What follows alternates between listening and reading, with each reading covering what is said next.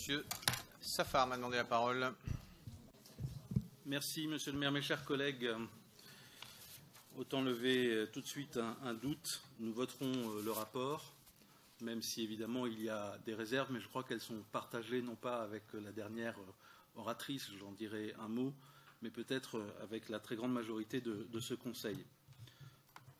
Avouons quand même, Nathalie Béranger, puisque c'est vous qui venez de prendre la parole, que ce rapport tombe à un moment assez particulier quand on parle de l'engagement du département, au moment où les centres de santé se voient violemment attaqués par ce même département. Je crois qu'il faut, et j'y reviendrai au moment de l'intervention, savoir rester humble, parce qu'on ne peut pas exiger des résultats, exiger des évaluations, qui existent d'ailleurs, je vous rappelle, au moins au niveau de la Cour des comptes, et elles sont parfois assez dures à lire pour les élus qui portent ces politiques-là, parce qu'elles paraissent aussi parfois assez décalées d'une certaine réalité, au moins humaine. Financièrement, elles sont dures à lire. Humainement parlant, elles sont parfois totalement insupportables. Il faut rappeler dans quel cadre nous intervenons. D'abord, nous sommes dans le cadre actuellement de la loi Lamy, qui précisait bien les choses entre cette période 2015-2020, qui est celle dans laquelle nous devons travailler. D'abord, et je crois que si nous le disons aussi simplement que cela, ça peut résoudre les batailles d'Hernani autour de la politique de la ville. La politique de la ville, ça n'est pas censé être un coup de baguette magique qui résoudrait du jour au lendemain l'ensemble des difficultés que rencontrent des habitants dans des quartiers donnés dans nos villes. C'est une politique qui est globale et qui se veut de plus en plus globale, une politique de cohésion urbaine, de solidarité, construite nationalement et localement. C'est une politique qui a connu aussi des évolutions très fortes et qui en connaît actuellement. J'écoutais il y a quelques jours, je pense que nous avons écouté avec Marie-Yvonne Boileau la même grande radio nationale, les évolutions de celles et ceux qui travaillent sur la politique de la ville et qui disent tous, et le constat est massif, que nous passons du moment où l'ANRU a, avec les collectivités et l'État, appuyé très fortement sur le renouvellement du bâti, et il faut le faire, et il faut continuer à le faire, mais où surtout, et entre autres avec l'apport des rapports comme ceux de Mekmash Baché qui ont appuyé le dispositif de la mise en place de la loi Lamy, fait en sorte que la parole des habitants, le faire avec, mais aussi le faire pour, soit traitée équitablement, et non plus simplement le faire pour, comme nous l'avons tous engagé pendant les premières années de la politique de la ville. Enfin, il faut aussi rappeler des choses simples. Cette politique n'a que 40 ans d'existence. C'est beaucoup et c'est peu en même temps. Et cette politique est née, certes, avec le rapport Bonnemaison, certes, avec l'apport de l'ancien maire de Grenoble, Hubert Dubedou, qui ont tous deux eu un apport déterminant dans la mise en place des premiers dispositifs. Mais cette politique est née de moments de tension extrêmement graves et extrêmement lourdes. Et pour rester sur la région et sans parler uniquement de Grenoble, c'est l'explosion du Mas du Taureau, c'est l'explosion des Minguettes à Vénissieux qui font qu'à un moment, des élus locaux, mais aussi des élus nationaux, se penchent sur cette question qui, en effet, reste une question forte en termes de chômage, d'accès à la culture, d'accès à la langue et à l'information, de logements de bonne qualité, de décloisonnement, pour ne pas dire de déghettoisation de certains quartiers au sein desquels, faut-il le rappeler, aucun bus, aucun tramway, aucun transport en commun ne venait jusqu'à encore une période récente, et où au moins à Grenoble, nous pouvons le dire quand même parce que c'est une victoire commune, il y a des acquis qui sont plutôt plus forts que dans d'autres territoires régionaux et nationaux. Quand à Villeneuve, le tramway passe et fait en sorte que le quartier ne soit pas totalement enclavé, quand le dispositif autour de Mistral va prendre en compte enfin, j'allais dire définitivement, ces questions de décloisonnement, nous sommes donc bien sur ce qui doit être avant tout la politique de la ville, aujourd'hui, en 2017, garantir l'égalité réelle d'accès au droit à l'éducation pour tous, agir pour le développement économique. Faut-il rappeler qu'à Mistral, un terrain est dédié au développement économique, et là aussi c'était quelque chose d'important. Favoriser l'accès aux droits les plus fondamentaux et aux soins en particulier, pas la peine d'y revenir, j'en ai parlé. Garantir la tranquillité des habitants, oui, parce que quel que soit le quartier où on habite, cette tranquillité est une garantie à laquelle on doit avoir droit. Arrêtons aussi de dire que les problèmes d'insécurité n'existeraient que dans ces quartiers-là. Et c'est bien le problème de notre pays. Malheureusement, l'insécurité, aujourd'hui, quand elle existe partout. Malheureusement, elle existe aussi parce que depuis maintenant une vingtaine d'années, les politiques successives de prévention et de sécurité ont été ou des échecs ou des semi-succès, selon que l'on voit le verre à moitié vide ou à moitié plein. Pour nous, il ne sert donc à rien, encore une fois, de désigner ces politiques comme inefficaces. Et je pense, un des orateurs ou une oratrice l'a dit tout à l'heure, que c'est toujours facile de le dire en obérant totalement le fait d'essayer de réfléchir à ce que seraient ces quartiers et la vie de ces Grenoblois, de ces Grenobloises-là, sans politique de la ville. Sans, oui, le soutien parfois à 2 000 ou à 3 000 ou même moins euros pour une association qui peut paraître ici très faible, étant donné que nous parlons de budget en millions d'euros parfois et même en dizaines de millions d'euros quand nous devons prendre des décisions.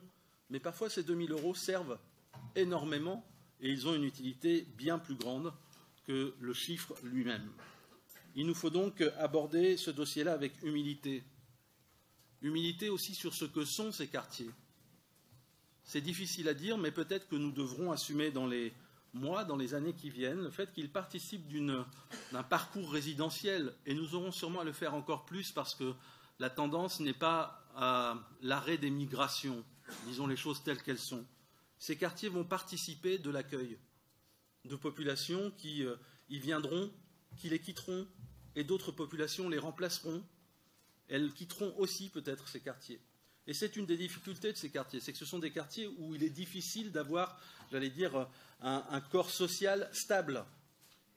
C'est amusant d'ailleurs de voir qu'on reproche à ces quartiers de concentrer la pauvreté, mais on ne va pas dans les quartiers où il n'y a pas de pauvreté, ou très peu, pour leur dire il faut accueillir aussi votre lot de pauvreté.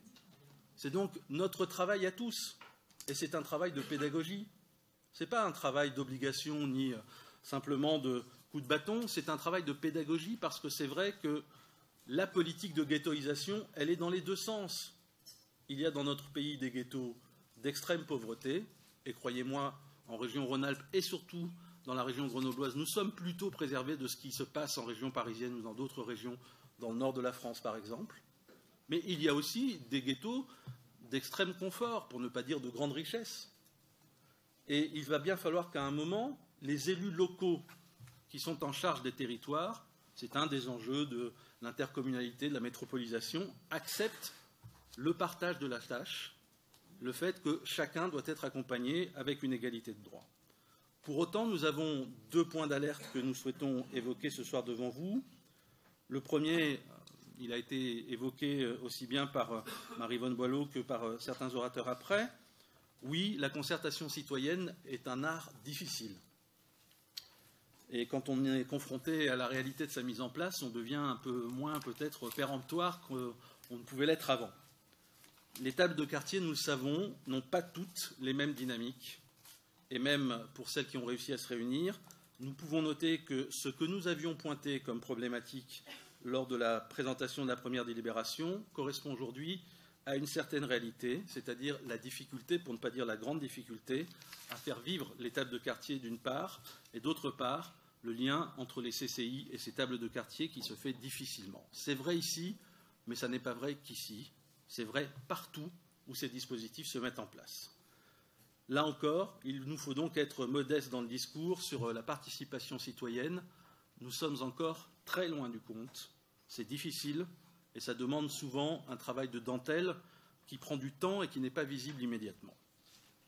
Cela, en plus, si nous sommes suffisamment modestes, pourra nous éviter un trop grand écart entre le discours, l'affichage et une réalité des faits qui n'est pas toujours perçue positivement. Pour nous, la participation citoyenne doit donc être renforcée, surtout ne pas être que symbolique ou anecdotique. Elle est essentielle si l'on souhaite réellement que ces actions que vous avez évoquées et présentées soient pertinentes.